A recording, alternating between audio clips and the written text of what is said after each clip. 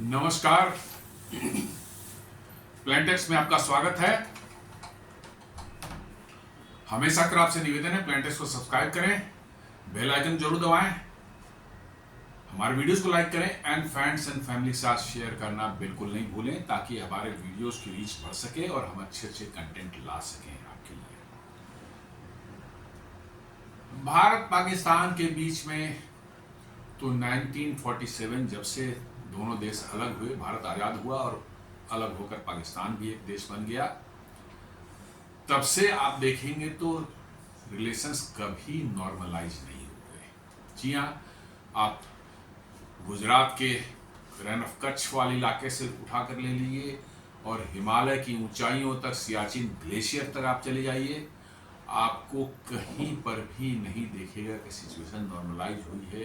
Confrontation जो है लगातार चलते रहे हैं, किसी कभी कम हो जाते हैं, कभी इंटेंसिटी बढ़ जाती है और ये अनवरत ये सिलसिला चल रहा है। दरअसल इसके पीछे पाकिस्तान की एक मानसिकता है और वो मानसिकता है उनकी, क्योंकि धर्म के आधार पर वो देश बना था। जी हाँ, धर्म के आधार पर मुसलमानों के लिए एक अलग देश बनाया गया था। रीजन कुछ भी रहा हो, लेकिन सामने तो यही है कि धर्म के आधार पर बनाया गया था और वहां पर आज तक वो उस मानसिकता से बाहर ही नहीं आ पाए हैं कि भाई हम लोग एक देश बन गए हैं, अब प्रोग्रेस करें, आगे बढ़ें। नहीं, उनके दिमाग में धर्म का चूरन जो ऐसा चटा रखा है रिलीजन का उनको, कि उससे वो उभर ही नहीं पा रहे हैं। और ये सारी लड़ाई उसी के लिए। कश्मीर को हम ले लेंगे, गुजरात में जो है सर क्रीक है उधर कर देंगे, हमारा मतलब कि जो है सियाचिन ग्लेशियर जो है हम ले लेंगे। सारी समस्याएं जो है वहाँ पर उनकी समस्या, उनके डिजायर्स खत्म ही नहीं होते और शांत रहने की प्रवृत्ति ही इस देश में नहीं है, यहाँ के लोगों में नहीं है। लड़ाई हो चाहे क्रिकेट मैच हो, भी देखा होगा आपने कैसे जो है एशिया कप में किस तरह का बवाल हुआ है। तो शांति से आगे, और आप शांत नहीं रह सकते तो आप प्रोग्रेस तो कर ही नहीं सकते। और यही हालत है। इसी की वजह से पाकिस्तान की आज ये हालत हुई है कि इतनी बड़े तादाद में लोग पॉवर्टी लाइन से नीचे हैं कि उनको दो वक्त का खाना भी मिलना मुश्किल हो गया। जी हाँ, 45% वहाँ बोलता है कि बच्चे जो हैं वो स्कूल तो छोड़ दीजिए, इवन मदरसे भी नहीं जा पाते हैं। हालांकि मदरसा को मैं स्कूल मानता ही नहीं हूँ, वहाँ कोई शिक्षा होती नहीं है सिवाय धार्मिक शिक्षा देने के, जो है कोई आपके जीवन के लिए उपयोगी कोई चीज़ तो होती नहीं है, धार्मिक शिक्षा से दी जाती है। लेकिन 45% बच्चे जो है आपको मदरसा तक नहीं पहुँच पाते, स्कूल तो बहुत बड़ी चीज़ हो गई। तो आगे चल कर के वो क्या बनेंगे, उनका माइंडसेट क्या बनेगा? वो तो यही बम बारूद बनाएंगे, गोलीबारी की बात करेंगे, कोई भी उनको 2 पैसे देकर के जो है कुछ भी करवा सकता है, सुसाइड अटैक करवा सकता है, फिराइन अटैक करवा, कुछ भी, एनीथिंग। और वह एग्जैक्टली वही हो रहा है कि आप देख लें किस तरह से वहाँ के यंग बच्चों को जो है फिलाइन अटैक के लिए तैयार किया जाता है और जाके वो अपने शरीर पर बम बांध करके उड़ जाते हैं। आए दिन आप देख रहे हैं बलूचिस्तान में है, खैबर पख्तूनख्वा में है, हो रहा है। क्या हो रहा है? ब्लास्ट सडनली कुछ हो जाता है, कोई गाड़ी में जो है बारूद, ढेर सारा 200-400 किलो बारूद रख करके जो है वो जाके कहीं पर भी आर्मी के कन्वॉय है, चाहे आर्मी का कोई कैंटोनमेंट है, वहाँ पर लगा देते हैं, सिविलियन के प्लेसेस में लगा देते हैं।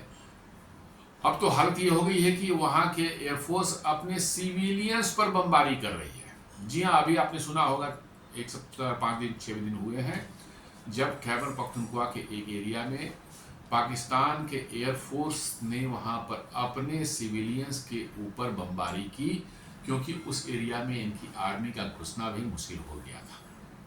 इतना ज़्यादा पब्लिक अनरेस्ट और पब्लिक मतलब सेंटिमेंट इनकी आर्मी के अगेंस्ट में या इनकी सरकार के अगेंस्ट में हो गई है। वो कहते हैं हमको पाकिस्तान से रहना ही नहीं है, हमें तो अलग होना है। अब इनकी आर्मी वहाँ जा नहीं सकती, पुलिस का वहाँ कोई ये नहीं है, तो अब एयरफोर्स से ये अपने देश के अंदर सिविलियंस को बमबारी कर रहे हैं। ये स्थिति पाकिस्तान की है। तो इसी में एक न्यूज मतलब जो आ रही है कि India's big warning to Pakistan over military buildup near Sir Creek. जी हाँ, सर क्रीक जो है आपका, ये आप देखें तो रैन ऑफ कच्छ जो गुजरात में है भारत का, और पाकिस्तान का सिंध प्रोविंस जो है वहाँ मिलता है, जहाँ दोनों के टिप मिलती हैं अरबियन सी के आसपास में, वहीं से सर क्रीक शुरू होता है।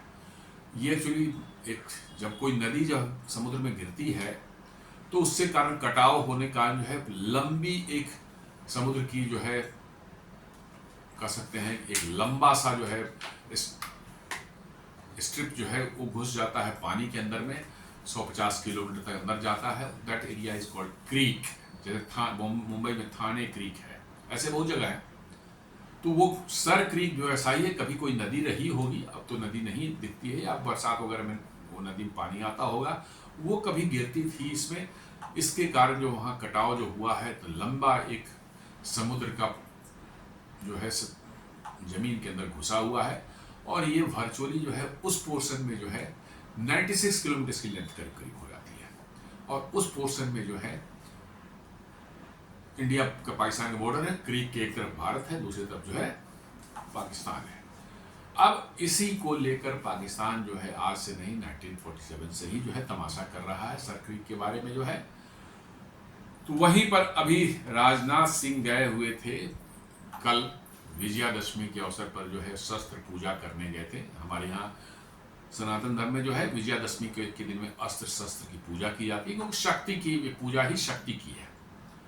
ये त्योहार ही जो है शक्ति का है, जहाँ पर दो अलग अलग तरह के स्टोरीज आते हैं। एक है हमारे कि भगवान राम ने जो है उस दिन रावण का वध किया था, इसलिए रावण की का जो है पुतला भी दहन किया जाता है, ये भी एक है। एक दूसरा है कि महिषासुर नामक एक राक्षस था, उसको देवी दुर्गा ने जो है उस दिन मारा था।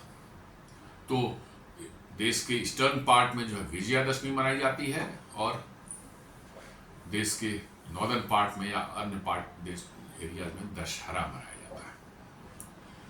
तो ये विजयादशमी के दिन जो है हमारे यहाँ एक रिवाज है, एक ट्रेडिशन है, हजारों सालों से चलता आ रहा है कि अस्त्र शस्त्र की पूजा की जाती है, क्योंकि ये शक्ति के प्रतीक ही का शक्ति की ही मध्य पूजा होती है इस दशहरे में या विजयादशमी में। तो राजनाथ सिंह जी जो है इस बार गए हुए थे कहाँ, भुज मिलिट्री बेस पर जो है, वहाँ पर भुज में बहुत बड़ा मिलिट्री का बिल्डअप है, एयरफोर्स है, आर्मी की का भी बेस है, नेवल बेस भी उसके आसपास में है। तो भुज में वो गए हुए थे, और वहाँ पर उन्होंने शस्त्र पूजा और भुज में जाकर उन्होंने किया। ट्रेडिशन है, हर साल कहीं कहीं जाते हैं। मोदी जी जो है दिवाली में जाते हैं बॉर्डर एरियाज में, कभी सियाचिन तरफ चले जाते हैं, कभी लद्दाख चले जाते हैं, कभी पंजाब बॉर्डर, कभी जम्मू की तरफ, कभी अरुणाचल प्रदेश बॉर्डर पर, कभी गुजरात भी जाते हैं। तो उनका भी एक है कि दिवाली में वो जाते हैं, अपने जवानों से मिलते हैं, उनका हौसला अफजाई करते हैं, और वहीं उन्हीं साथ दिवाली में आते हैं। राजनाथ सिंह जो है विजयादशमी दिन निकलते हैं और देश में कहीं ना कहीं जाकर के जो है जवानों के साथ मिलकर शस्त्र पूजा करते हैं। तो भुज से ही उन्होंने जो है बहुत बड़ी वार्निंग दी है पाकिस्तान को, क्योंकि पाकिस्तान जो सर क्रीक के आसपास जो है मिलिट्री बिल्डअप कर रहा है, और इसलिए जो है उन्होंने वार्निंग दी है कि आप इस एडवेंचर में न पड़ें। यदि आप करेंगे तो उन्होंने साफ साफ कर दिया कि कराची जो है सर क्रीक से दूर नहीं है।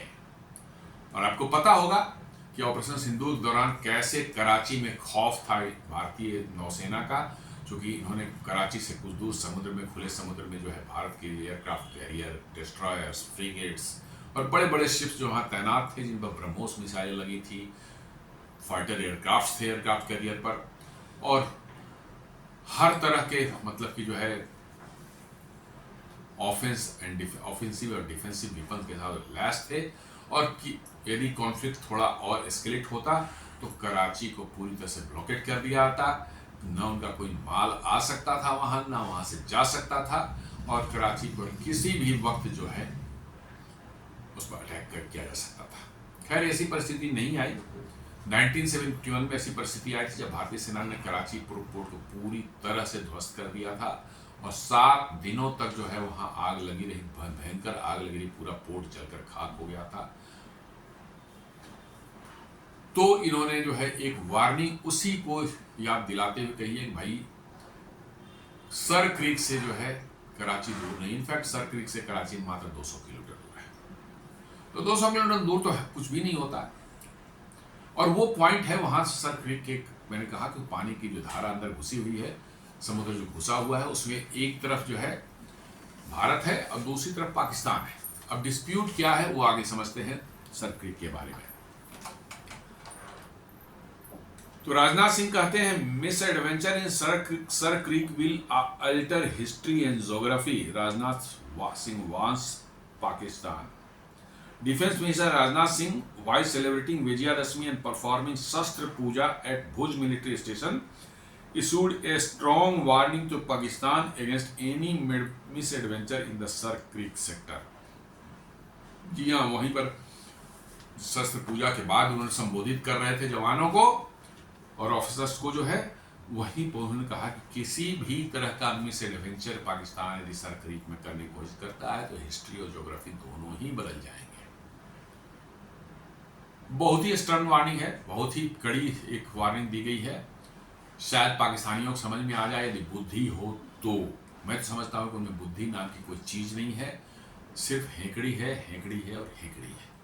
उसके अलावा पाकिस्तानियों में कुछ भी नहीं है। उनको अपना क्या किसमें उनका फायदा है, किसमें उनका भला है, किसमें नुकसान है, कुछ नहीं समझ में आता। बस वो हेकड़ी जब तक सब पेट में भरा हुआ है, हाथ में कुछ मतलब हथियार है तो हेकड़ी है, और जब पिटाई लग जाती है फिर वो कहाँ जाते हैं कुछ पता नहीं चलता। Defence minister Rajnath Singh was speaking at the Dussehra शस्त्र पूजा सेलिब्रेशन नियर भुज, गुजरात। जी हाँ, वो भुज शहर के पास में जो है एक बहुत बड़ा मिलिट्री स्टेशन है। आपने देखा होगा कि अभी वहाँ पर ऑपरेशन सिंदूर के दौरान भी जो है वहाँ पर भी भुज के आसपास भी जो है मिसाइल वगैरह जो है मारने की और ड्रोन मारने की पाकिस्तान ने कोशिश की थी, जिसको वहीं मार गिरा दिया। वहाँ S-400 भी डिप्लॉय था ड्यूरिंग दैट ऑपरेशन। और भुज का इंपॉर्टेंस इसलिए है, आप ये समझ सकते हैं कि वो एरिया हमारे लिए कितना इंपॉर्टेंस रखता है।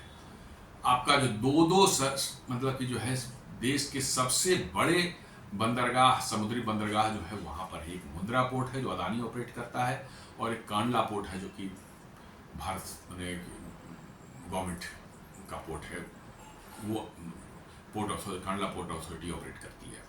ये दो देश के सबसे बड़े मतलब कि जो है और सबसे बिजी बंदरगाहों में से एक है, क्योंकि ये दोनों ही गल्फ ऑफ कच्छ में स्थित है। और गल्फ ऑफ कच्छ जो है हमारा समझिए कि वेस्टर्न साइड में जितना भी ट्रेड होता है उसके सामान जाने का और आने का, आयात और निर्यात का सबसे बड़ा सेंटर ये गल्फ ऑफ कच्छ बना हुआ है। बिकॉज के दो पोर्ट्स हैं, मुंद्रा और हमारा ये कांडला, और ये दोनों ही जो है वेस्टर्न डेडिकेटेड फ्रेट कॉरिडोर से जोड़ दिए गए हैं। डेडिकेटेड लाइंस दी गई हैं वेस्टर्न डेडिकेटेड फ्रेट कॉरिडोर से जो है इन दोनों पोर्ट्स तक जो है, ताकि वहाँ जो कंटेनर्स वगैरह खास कर आते हैं और जो माल यहाँ से बाहर जाता है वो तेज़ी से आवागमन सामान का हो सके। तो ये तो एक हो गई। उससे भी ज़्यादा बड़ा जो है एक और हमारा सेटअप है, इंडस्ट्रियल सेटअप है जामनगर में, रिलायंस की रिफाइनरी, दुनिया की सबसे बड़ी रिफाइनरी है, जहाँ जी हाँ 2 यूनिट्स हैं वहाँ पर, 2 रिफाइनरी साइड बाय साइड एक ही साथ बनी हुई हैं, और दोनों रिफाइनरीज की कैपेसिटीज यदि मिलाकर देखेंगे तो यू विल बी शॉक्ड। जी हाँ, दोनों रिफाइनरीज 30-30 मिलियन टन कैपेसिटी है, 60 मिलियन टन्स जो है क्रूड प्रोसेस करने की इनकी कैपेसिटी है। दुनिया में कहीं पर भी एक जगह पर एक रिफाइनरी कहीं पर भी इतनी बड़ी नहीं है, इसकी आधी भी कैपेसिटी के नहीं मिलेगी आपको। इतनी बड़ी रिफाइनरी है जो कि न कि देश की ऊर्जा आवश्यकताओं को पूरा करती है, बट बहुत बड़े पैमाने पर जो है रिफाइंड प्रोडक्ट्स जो है आपके डीजल के और पेट्रोल वगैरह, डीजल वगैरह जो है इसको एक्सपोर्ट भी करती है। प्लस साथ साथ जो है गल्फ ऑफ कच्छ जो है हमारे वेस्टर्न एंड नॉर्दर्न सेक्टर के सारे रिफाइनरीज जो हैं, ऑयल रिफाइनरीज हैं, उनको भी फीड करता है। जी हाँ, वाडिनार जो है एक बहुत बड़ा वहाँ सेंटर है गल्फ ऑफ कच्छ के किनारे में, जामनगर के 25-30 किलोमीटर दूर होगा या 40 किलोमीटर दूर होगा, एग्जैक्ट मैं डिस्टेंस मैं नहीं बता पा रहा हूँ। वहाँ पर जो है जितने भी हमारे क्रूड आते हैं वेस्टर्न साइड से, जैसे आप ले लीजिए सऊदी अरब से ले लीजिए, यूएई से ले लीजिए, इराक से ले लीजिए, ईरान से ले लीजिए, ओमान से ले लीजिए, ये सब वहीं आते हैं। इवन अमेरिका से, यूएस से भी जो आता है, या वेनेजुएला से आता है, या इवन आप ले लें मतलब नाइजीरिया से जो आता है, सारे के सारे जो है ये क्रूड्स, ये टैंकर कहाँ अनलोड होते हैं? वो अनलोड होते हैं वाडीनार में। और वहीं वाडीनार में ही जो है एक नायरा एनर्जी की बहुत बड़ी रिफाइनरी है, ये भी वन ऑफ द दुनिया की बिगेस्ट रिफाइनरी है। इसकी भी कैपेसिटी करीब 30 मिलियन टन्स की क्रूड प्रोसेस करने की है, बहुत बड़ी रिफाइनरी है भी ये। इसका मेन काम है बाहर, इनका देश के अंदर में इनके प्रोडक्ट्स ज़्यादा नहीं खपत होते, ज़्यादा बाहर ही खपत होते हैं। लेकिन अभी जो इन पर सैंक्शन जो यूरोपियन यूनियन लगाया, तो भारत सरकार ने डिसाइड किया है कि इनके प्रोडक्ट्स भी है भारत के अंदर बिकेंगे। तो नायरा एनर्जी वहाँ पर है, आपको रिलायंस की मतलब कि जो है रिफाइनरी है, दुनिया की सबसे बड़ी रिफाइनरी वहाँ पर है।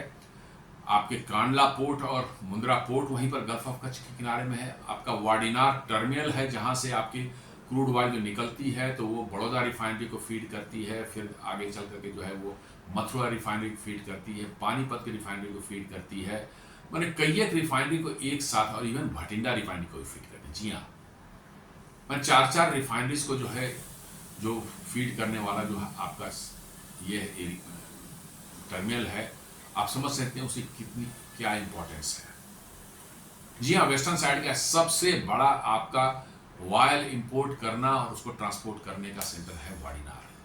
वहाँ पर किनारे में बड़े बड़े मैसिव टैंक्स बने हुए हैं, इतने बड़े कि उनकी छत पर चले, रूफ पर चले जाएं तो आप महसूस हुआ कि यू आर मतलब कि इन्हें फुटबॉल फील्ड, इतने बड़े बड़े हैं।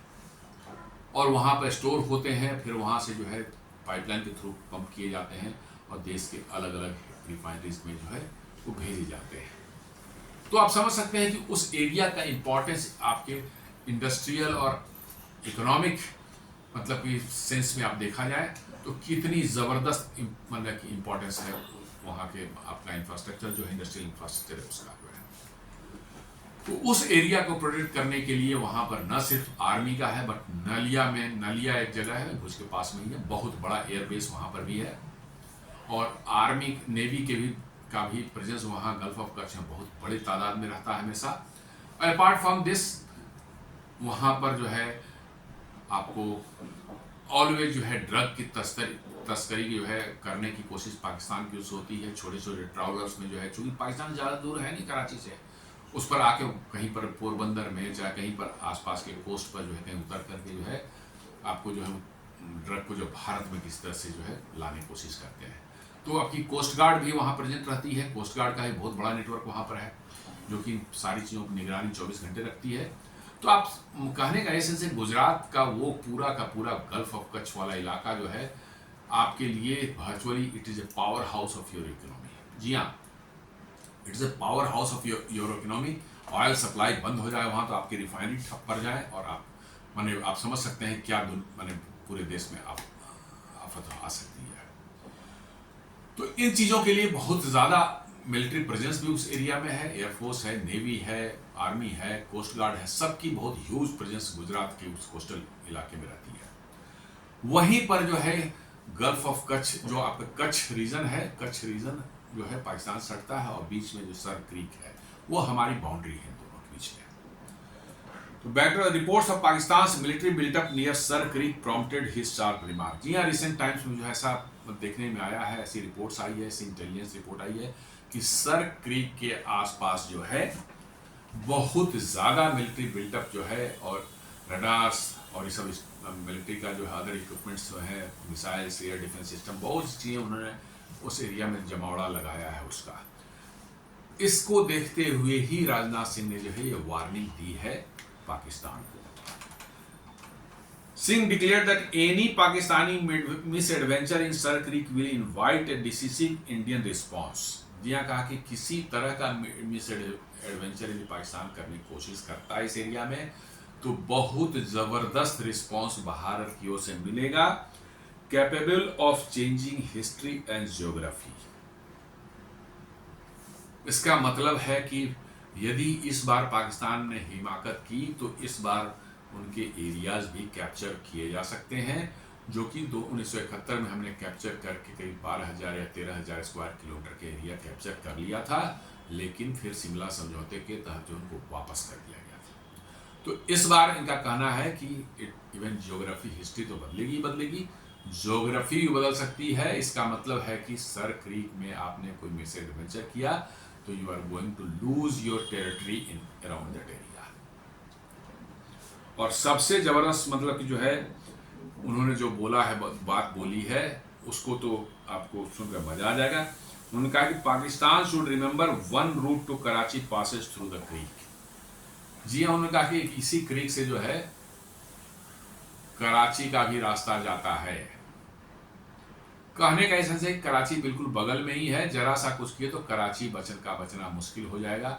और कराची यदि नहीं बचे, कराची पर कुछ आफत आ जाए तो पाकिस्तान तो ठप पड़ जाएगा। पाकिस्तान की इकोनॉमी का 70% जो है जनरेट करता है एकमात्र एक शहर कराची। उनकी जीडीपी का 70% आउटपुट जनरेट करता है कराची।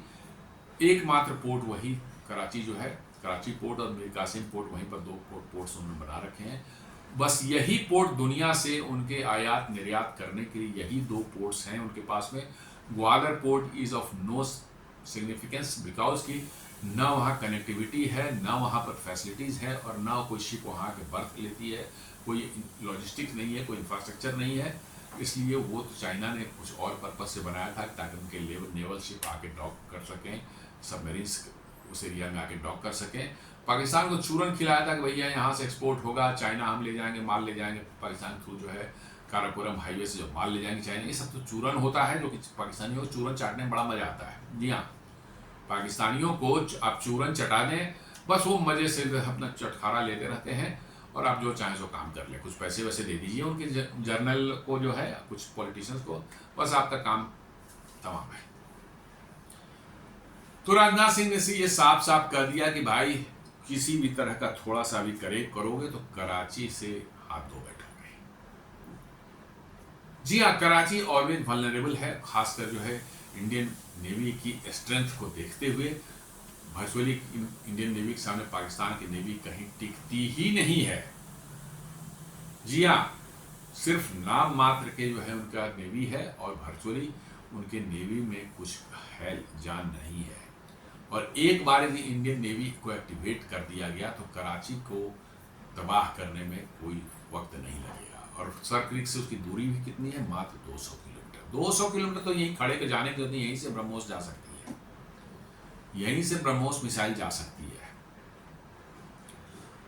तो ये बड़ा मजेदार है कि उन्होंने कहा one route to Karachi pass through the creek, मतलब क्रीक पर से जो है रास्ता कराची का भी निकलता है। अब क्रीक से निकल जाएंगे तो समुद्र में आ जाएंगे तो कराची सामने ही है।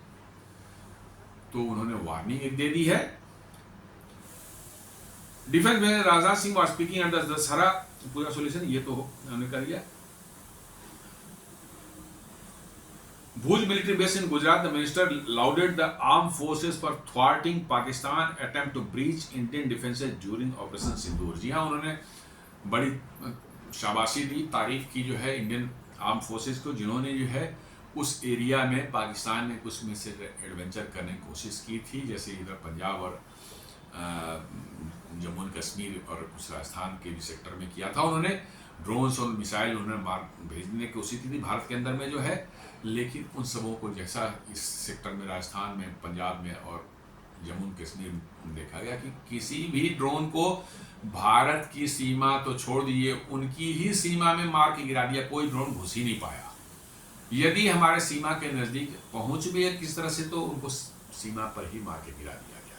छिटफुट एक दो ड्रोन जो होंगे छोटे मोटे, जो वो कहीं ऐसे नॉन सिग्निफिकेंट जगह पर अंदर में आके गिर गए हों तो बात अलग होती है।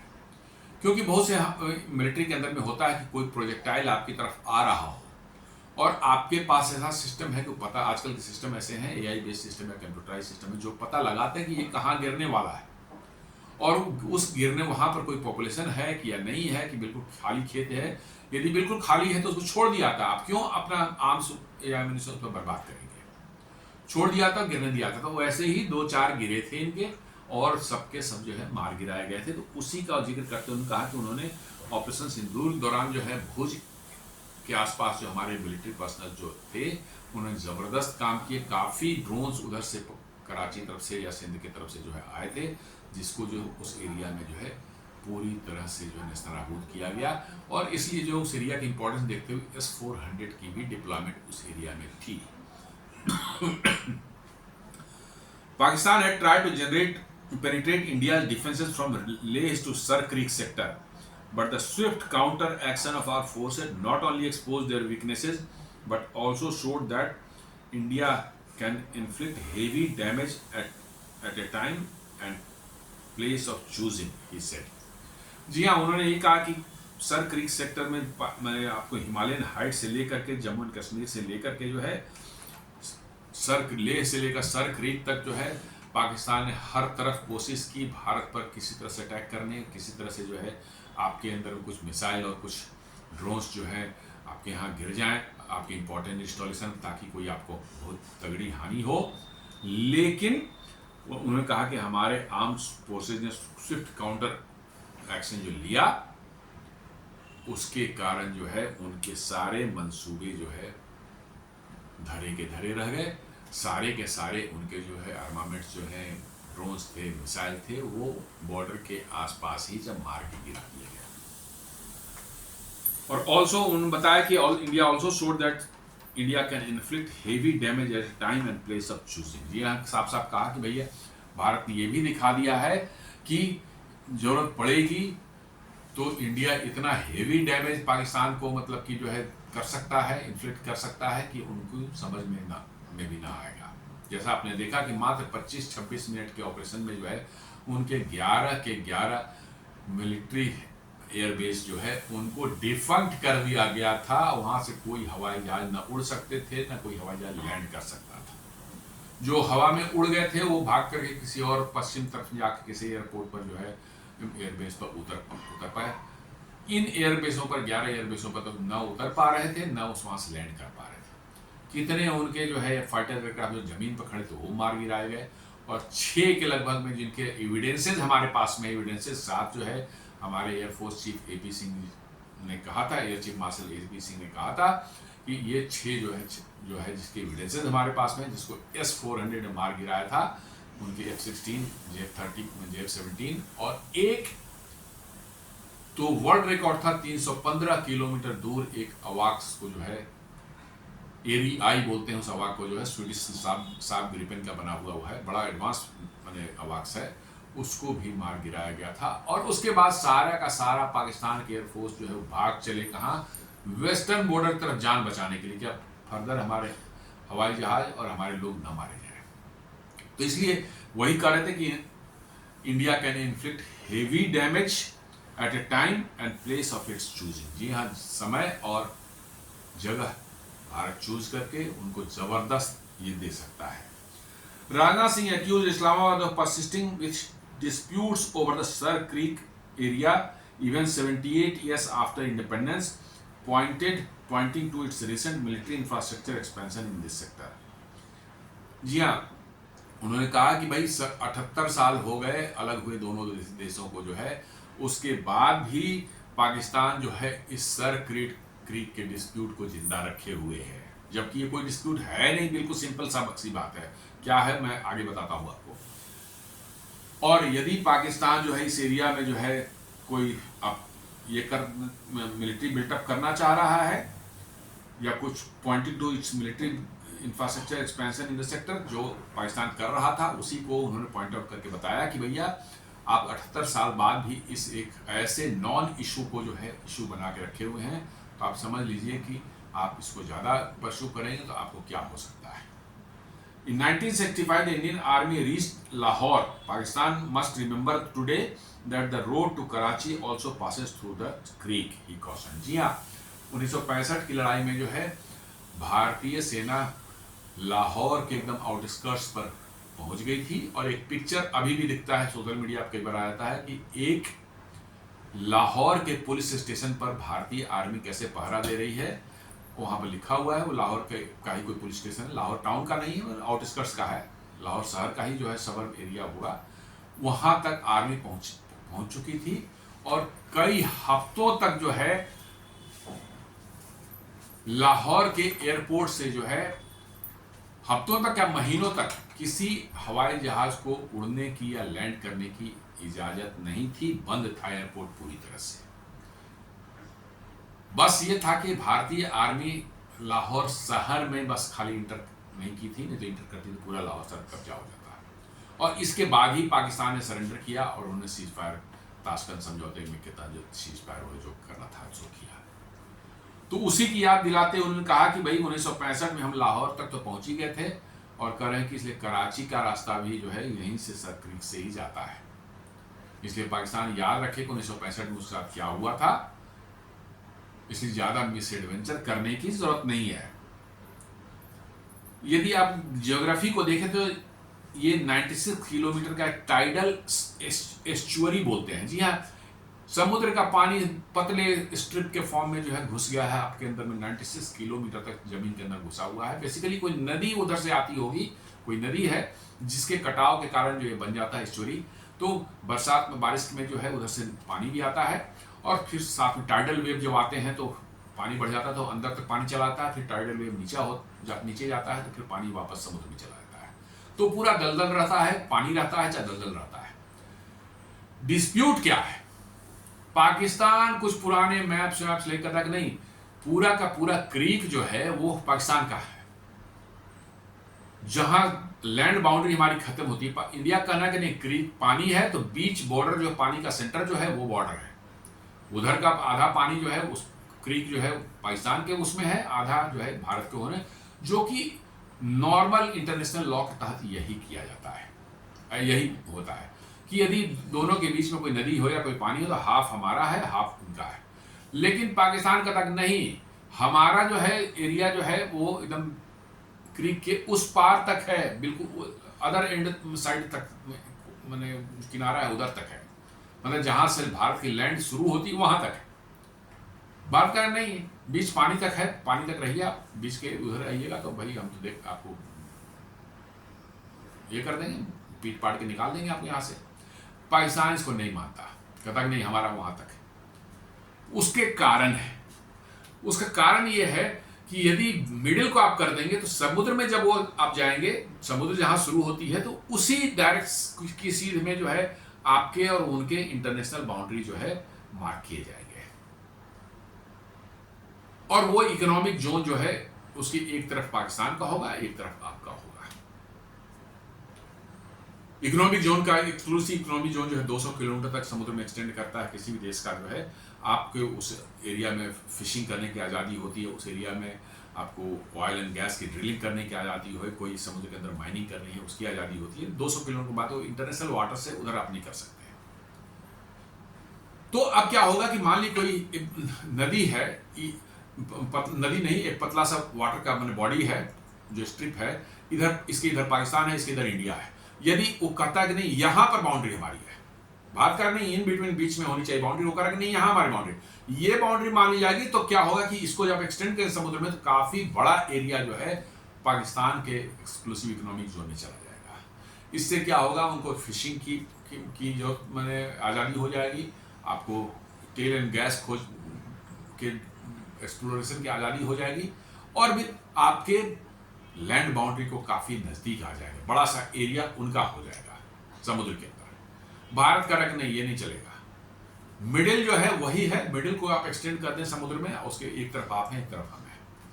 पाकिस्तान इसको मानने को तैयार नहीं है, जबकि इंटरनेशनल लॉ के हिसाब से भारत जो कह रहा है कि मिडिल वाला पोर्शन है, मिडिल लाइन जो है क्रीक के बीच में जो है वही हमारा मतलब की जो है बाउंड्री है। तो वही कह रहा है कि expansion of a 96 kilometer estuary in the marshy land of Kutch separating India's Gujarat and Pakistan's Sindh, difficult terrain, tidal flats, swamps and seasonal flooding। जी हाँ, बड़ा डिफिकल्ट एरिया है। उसमें जब हाई टाइड आएगा तो पानी भर जाएगा काफ़ी दूर दूर तक जो है, फिर टाइड चली जाती है तो फिर मतलब कि जो है दलदल पूरा हो जाता है एरिया जो है। सीजनल फ्लडिंग भी होती है, जब बारिश होती है तो नदी जो उसमें आती है उसमें तो उसके कारण फ्लडिंग भी उस एरिया में हो जाती है। इसलिए आप देखते हो कि रन ऑफ कच्छ में जो है नमक बनाने का बहुत बने वहाँ पर उत्पादन होता है नमक का। वो समुद्र का पानी जब आ जाता है ज़मीन पर जो है उसको इकट्ठा कर लिया जाता है, बाउंड्री बना करके जो है सुखाया जाता है, उससे नमक को रिफाइन करके नमक बनती है। तो नमक का बहुत बड़ा कारोबार है, और नहीं नमक आए तो पानी फैल जाता है, आपको जो है व्हाइट पूरा जो आपको ज़मीन जो हो जाती है, तो बिल्कुल बैरन एरिया है वो, वहाँ पर बड़ा डिफिकल्ट लाइफ है। लेकिन हमें तो डिफेंड करना ही है। तो पाकिस्तान उसको जो नहीं मानता, कहता नहीं हमारा तो उस आपके किनारे तक हमारा बाउंड्री है। कोई पुराना ब्रिटिश का कोई जो है मतलब कि मैप लेकर के जो बैठे हुए हैं, भारत का तक नहीं, सब नहीं चलेगा। अभी जो करंट इंटरनेशनल रूल्स हैं उसके तहत जो है मिडिल पाथ है, और यही डिस्प्यूट का कारण है। India claims the thalweg principal, एक थालवेग प्रिंसिपल बना हुआ है इंटरनेशनल लॉ के द्वारा। मिड चैनल मतलब कहीं पर भी चैनल यदि दो देशों के बीच में पड़ता है तो मिड वाला जो है वही होता है, ये थालवेग प्रिंसिपल बता रहा है। तो भारत कहता है कि India claims the thalweg principle for boundary demarcation. Thalweg principle का जो मिडिल जो है क्रीक का जो वही बाउंड्री है, और भारत कहता है कि इसी को मानिए आप। Pakistan sites older colonial maps that favour its position. या ब्रिटिशर्स ने कभी कुछ बनाया होगा, कहते नहीं हम आपके तक जो हमारा जाता है। कभी ब्रिटिशर्स ने सिंध का बनाया होगा, उसमें कहीं मार्क कर दिया होगा क्रीक का उस तरफ जो है, क्योंकि उस समय भारत पाकिस्तान कोई था ही नहीं, सिर्फ ब्रिटिशर्स थे, उनको क्या फर्क पड़ी थी, कोई मैप बना दिया, अब उसको लेके बैठे हुए हैं वो। भारत का नहीं, वो हो गया पुराना, अभी करंट लॉ के हिसाब से ये है और यही चलेगा। Outcome of the dispute affects maritime boundaries, exclusive economic zones, fishing rights and potential offshore and oil and gas resources. मैंने कहा कि यदि मिडिल रखते हैं तो समुद्र में जब अरबियन सी में आप घुसेंगे तो उस लाइन को सीधे एक्सटेंड कर दिया जाएगा आगे तक, और यदि आपकी तरफ उसको शिफ्ट कर दिया जाए तो वो सीधे एक्सटेंड होगा, तो काफी बड़ा एरिया पाकिस्तान के का क्लेम उसको बन जाएगा, पाकिस्तान का एक्सक्लूसिव इकोनॉमिक जोन में आ जाएगा। बात कर रहा कि नहीं, ये होना ही नहीं है। कई बार इस पर हो चुका है, थोड़े बहुत झड़प भी हो चुके हैं, बट इतना हेवी प्रेजेंस है इंडियन आर्मी की और एयरफोर्स वगैरह की कि वो ज़्यादा कुछ कर नहीं पाते हैं। स्ट्रेटेजिक वैल्यू देखें तो whoever controls the creek line influences control of adjoining Arabian Sea approaches। जी हाँ, यदि ज़्यादा पोर्शन आप मतलब कि जो है आपके जहाँ पर पानी खत्म होता है आपकी तरफ जो का जो होता है, जहाँ लैंड खत्म होती है, यदि उसको लाइन मान लिया जाए तो बहुत बड़ा पोर्शन जो है पाकिस्तान के कब्जे में चला जाएगा, अरबियन सी का जो है। और ये जो है आपको प्रॉब्लम कर सकता है कि वो आपके शोर के नजदीक, गल्फ ऑफ कच्छ के काफी नजदीक आ जाएंगे, जो कि आपके लिए खतरा हो सकता है। भारत इसको कभी एक्सेप्ट नहीं कर सकता। Karachi Pakistan main port and financial hub lies only 200 kilometre away. दिया सिर्फ 200 किलोमीटर दूर वहां से कराची है। आप यहां से अपनी ब्रह्मोस मिसाइल मार सकते, आपको जाने की जरूरत नहीं है, it can hit Karachi very easily. जी हाँ, ब्रह्मोस की नॉर्मल ब्रह्मोस, पुरानी वाले ब्रह्मोस की रेंज 290 किलोमीटर थी, अब की जो ब्रह्मोस आ रही है 450 से 500 किलोमीटर है, और जो नई वाली तो 800 किलोमीटर तक की रेंज की फाइनल टेस्टिंग चल रही है। तो इट इज़ नॉट समथिंग मतलब कि जो है कि आप कराची को हिट नहीं कर सकते, कराची तो बिल्कुल बगल में है, any time you can hit Karachi. तो वही उन्होंने याद दिलाया कि भैया यहाँ में वेंचर करोगे तो कराची से हाथ धो बैठोगे, आपका ज्योग्राफी और हिस्ट्री सब बदल जाएगा। लेकिन पाकिस्तान है कि मानता नहीं, दिल है कि मानता नहीं। उनकी तो हेकड़ी जो बनी हुई है, अपना जो है एक उनका आइडियोलॉजिकल है, भाई इनको लड़ना है, भारत से लड़ना है, किस लिए है भाई हम लोग धर्म के आधार पर दोनों अलग अलग धर्म वाले देश हैं, जबकि भारत में भी जितना पाकिस्तान रहते हैं उससे ज़्यादा नहीं, कम से कम 20 करोड़ तो मुस्लिम भारत में ही रहते हैं। लेकिन नहीं, उनको दिखाना है दुनिया में कि हम ही मतलब कि मुस्लिमों के सरताज हैं, हम ही लड़ रहे हैं मुस्लिमों के लिए, जो है उनको जो है उससे कुछ नहीं हुआ। सर क्रीक से थोड़ा सा करने के लिए जो है उन्होंने डिस्प्यूट पाल रखा है, और हमें लगता है कि आज न कल कभी न कभी हो सकता सर क्रीक भी एक फ्लैश पॉइंट बन जाए। हालांकि उस एरिया में भारतीय सेना की बहुत तगड़ी प्रेजेंस है। जैसा मैंने बताया कि हमारे इकोनॉमिक इंटरेस्ट उस एरिया में इतने ज़्यादा हैं, रिफाइनरीज के कारण जो है, ऑयल टर्मिनल्स के कारण, और हमारे मुंद्रा पोर्ट्स और ये सब जो है क्या कहते हैं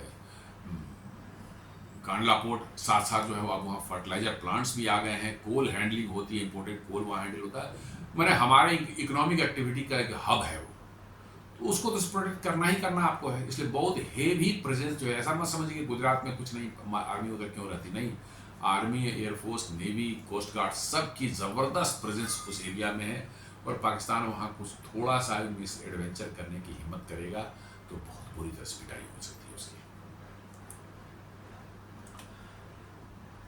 पाकिस्तान रिपोर्टेड मिलिट्री बिल्टअप जो है expansion of marine battalions, coastal defence units and surveillance infrastructure near Sir Creek. जी हाँ, पाकिस्तान जो है, जो रिपोर्ट आ रही है इंटेलिजेंस को बता रहा है कि वो मरीन बटालियंस को उन्होंने डिप्लॉय कर रखा है, उधर कुछ जो है कोस्टल डिफेंस यूनिट्स भी कुछ बनाए हैं उन्होंने, एंड सर्विलेंस इंफ्रास्ट्रक्चर भी, रडार वगैरह जो है, सब जो है सेंसर्स वगैरह उन्होंने इस एरिया में नए नए लगाए हैं।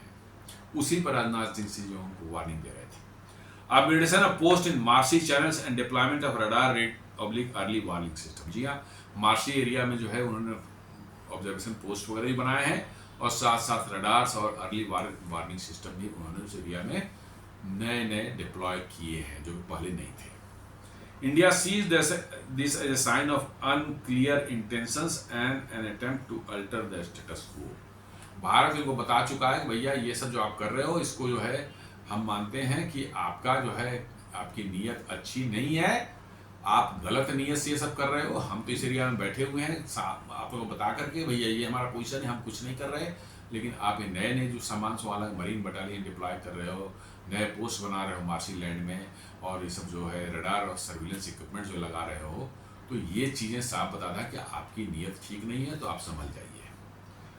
हमारी नीयत कहीं गड़बड़ हो गई तो फिर बड़ी मुश्किल में आ जाएंगे।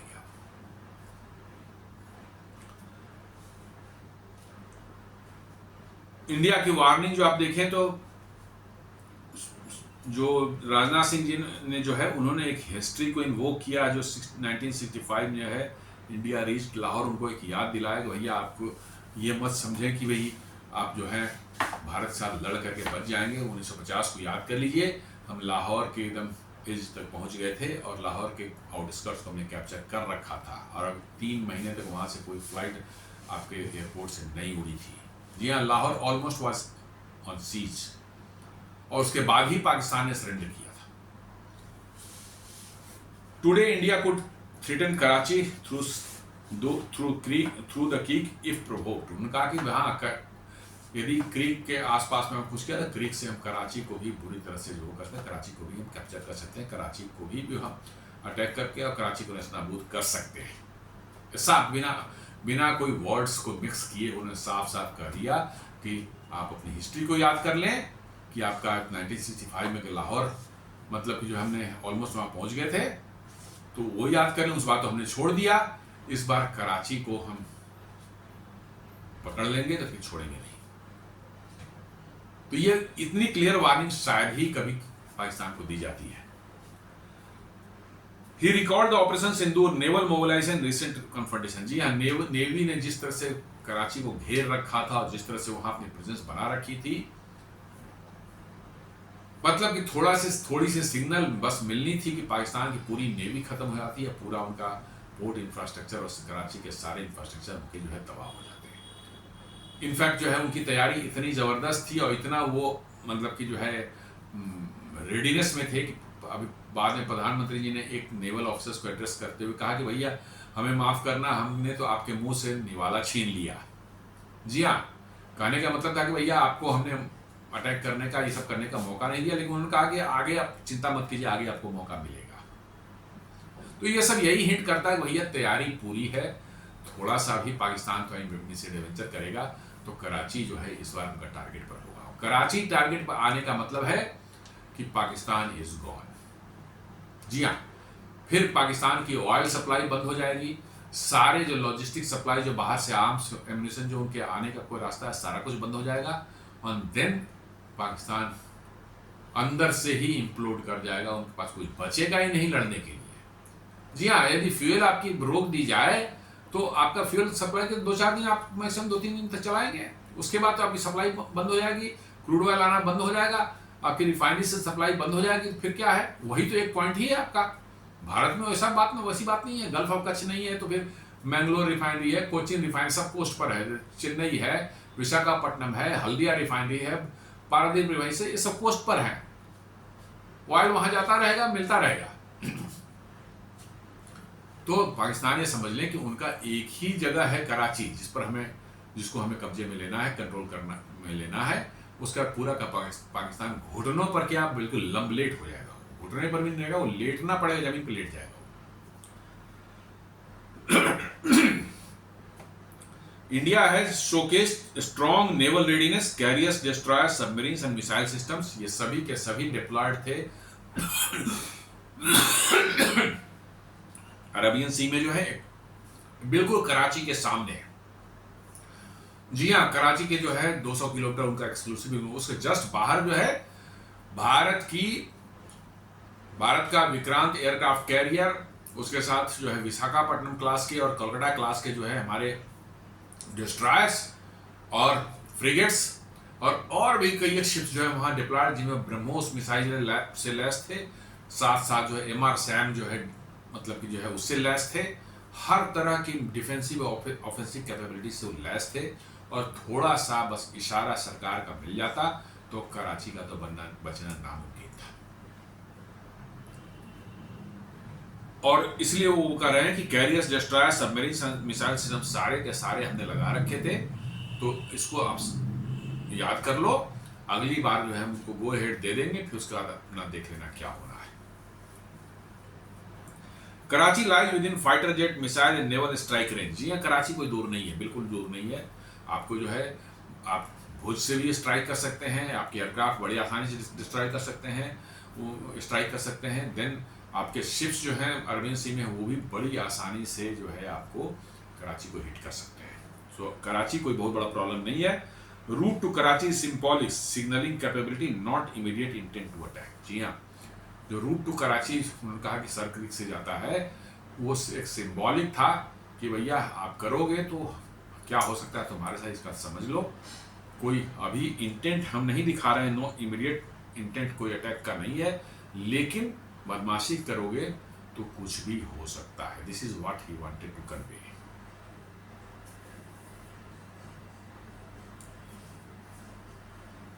साथ साथ जो है डोमेस्टिक मतलब मैसेज उन्होंने जो दिया है, strong language at a public religious military event, boost political positioning and national morale. जी हाँ, ये एक जो पब्लिक और रिलीजियस फंक्शन था जहाँ पर शस्त्र पूजा हो रही थी, और वो भी आर्मी के लोगों के साथ में जो है, वहाँ पर उन्होंने जो है ये एकदम स्टर्न मैसेज जो पाकिस्तान, तो इससे क्या कुछ पॉलिटिकल पोजिशनिंग दिखा रहे हैं कि भारत सरकार का क्या रुख है पाकिस्तान के प्रति, और साथ साथ जो है एक नेशनल मोरल बूस्टिंग का काम करने का ये लोग मोरल बूस्टिंग लोग समझे कि भैया भारत सरकार कितनी तैयारी में है और क्या हमारा मूड है। इससे क्या होता है, लोगों में जज्बा बना रहता है, लोग जो है थोड़ा पंप्ड अप रहते हैं, और भारत सरकार के और अपने आर्मी और अपने डिफेंस फोर्सेस के लिए जो है उनके मन में जो है एक बनती है मैंने इमोशन कि भैया हमारे बॉर्डर्स की रक्षा के लिए, हमारी रक्षा के लिए हमारे डिफेंस फोर्सेस आ सकते तैयार हैं। We feel good after that. reinforces India's red lines, warning Pakistan and reminding international observers of Indian strength। जी हाँ, ये न सिर्फ पाकिस्तान को वार्निंग है, बट साथ साथ जो इंटरनेशनल जो है ऑब्जर्वर्स जो हैं, जो यूरोपियन अमेरिकन जो है इंडिया को जो प्रिक करने की कोशिश करते रहते हैं, इंडिया को लेक्चर देने की कोशिश करते हैं बीच बीच में जो है, बिकॉज वो तो समझते हैं कि कस्टोडियन ऑफ दिस प्लेनेट तो हम ही लोग हैं, एंग्लो सेक्शन व्हाइट लोग हैं, हम ही लोग तो कस्टोडियन है इस प्लेनेट हम, और ये सब तो ब्राउन और ब्लैक वाले सब कीड़े मकोड़े हैं, वो तो हमारे रहमो करम पर जी रहे हैं। तो भारत को करें तो ये उनको भी एक मैसेजिंग है कि भारत से दूर रहो। भारत के मैटर्स में उंगली करने की कोशिश की तो you will also face the consequences. ये साफ साफ मैसेज दिया गया है। Indicates India forces are alert along the west from Leh to Sir Creek. जी हाँ, लेह टू सर क्रीक का जिक्र किया, उन्होंने साफ इंडिकेशन है कि भारत की जो है डिफेंस फोर्सेज जो है लेह से सर क्रीक तक जो है भारत की सुरक्षा के लिए पूरी तरह से तैयार है। Communicates India's readiness to escalate if provoked, और साफ साफ बता दिया कि भारत तैयार है, रेडीनेस पूरी तरह से है, थोड़ा सा आप करेंगे तो फिर उसके अंजाम भुगतने को आप तैयार रहें। Such territories may lead Pakistan to issue counter warnings or step up its own military presence। मतलब कि जो है पाकिस्तान भी कर सकता है, लेकिन उसका कोई वैल्यू नहीं है, कुछ बोल सकता है, कुछ वार्निंग अनाप बातें कर सकता है, लेकिन उसके पाकिस्तान तो बोलते नॉर्मल में भी बोलते रहता है, लेकिन उसका कोई वैल्यू नहीं है। लोकल फ्लैश पॉइंट्स है जैसे कि फिशरमैन को अरेस्ट कर लेना, small clashes and maritime intrusion, छोटे मोटे चीज़ें जो है हो सकता है पाकिस्तान करे, लेकिन हमें लगता है कि उसको हैंडल करने के लिए हमारी सेना और हमारे जो है नेवी और एयरफोर्स में इतनी बड़ी संख्या, पर्याप्त संख्या में है कि उनको पीट पाट के 2 घंटे बराबर करेंगे, हिम्मत तो नहीं करेंगे। Nuclear deterrence both countries are nuclear arm livelihood, ये तो साफ साफ न्यूक्लियर का तो मोदी जी ने कह दिया कि न्यूक्लियर ब्लैकमेल अब चलेगा ही नहीं चलेगा। बिल्कुल उन्होंने कहा दिया न्यूक्लियर ब्लैकमेल चलेगा नहीं, ये हो गया जमाना, चला गया, न्यूक्लियर बम है इसलिए जो है पाकिस्तान से नहीं लड़ना है, कुछ नहीं। उन्होंने पीटा और न्यूक्लियर का तुम्हारा हवा निकल गई। जहां तुमने न्यूक्लियर छुपा के रखे थे किराना हिल में, वहीं जाके मारा कि तुम लोग की जाने की हिम्मत भी अभी तक नहीं हो पाई है वहां पर। और इंटरनेशनल में जो है US, UN and other powers such watches such escalation closely and often pressure for de-escalation. इसका कोई मतलब ही नहीं है। भारत ने दिखा दिया ऑपरेशन सिंदूर दौरान, करते रहो। अमेरिका का पाकिस्तान को बचाने के लिए भारत को कहते रहा कि भैया सीज फायर, बोला कि नहीं, जब तक वो हमसे बात नहीं करें, आपकी बात ही नहीं सुनने हमें। ये सब का, इन सब बातों का कोई मतलब ही नहीं रह गया। ऐसी पिटाई इस बार उन्होंने की है कि मामला जो है खत्म हो गया है। तो दोस्तों, ये एक छोटा सा हमने विश्लेषण किया था आज सर क्रीक पर, जो है जो हम राजनाथ सिंह ने जो वार्निंग दी पाकिस्तान को on the occasion of Vijayadashami, Shastra Puja on the occasion of Vijayadashami, उसके बारे में उम्मीद करता हूँ वीडियो आपको पसंद आया होगा। आप हमारे वीडियोस को लाइक करें, फ्रेंड्स एंड फैमिली के साथ शेयर करें, हमारे चैनल को सब्सक्राइब करें और बेल आइकन दबाना बिल्कुल नहीं भूलें। धन्यवाद।